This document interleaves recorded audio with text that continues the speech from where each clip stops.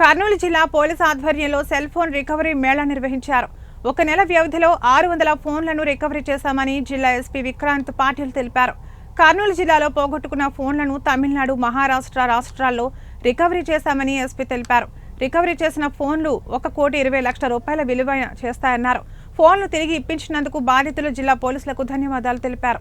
Phone tracking system ఏది ఉందో దాని ద్వారా దాదాపు 600 ఫోను మనం రికవరీ చేశాము. ఆ రికవరీ చేసిన ఫోన్ విలువ ఆల్మోస్ట్ 1.2 crores. సో ఈ ఫోన్లన్నీ మన ప్రజలు జాతరల్లో, రైల్వే స్టేషన్లో, స్కూల్స్, కాలేజెస్లో అలా పోగొట్టుకునే ఫోన్లు.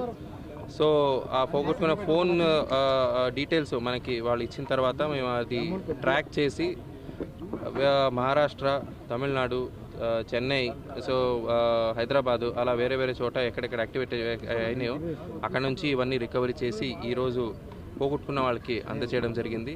సో అందరూ చాలా హ్యాపీగా ఉన్నారు. ఎందుకంటే ఇది just not monetary value. 10,000, 20,000, 30,000 phone value అయినా ఆ ఫోన్లో ఉన్న డేటా ఏముంటుందో, కొన్ని ఫోటోలు ఉంటాయి, లేదా కొన్ని కాంటాక్ట్ నంబర్స్ ఉంటాయి, లేదా బిజినెస్ ఎవరైనా చేస్తూ ఉంటే బిజినెస్ డాక్యుమెంట్స్ ఉంటాయి. సో కొన్ని ఎమోషనల్ వాల్యూ ఉన్న కొన్ని ఫొటోస్ ఉంటాయి, మెమరీస్ ఉంటాయి. సో అందరూ చాలా హ్యాపీగా ఉన్నారు.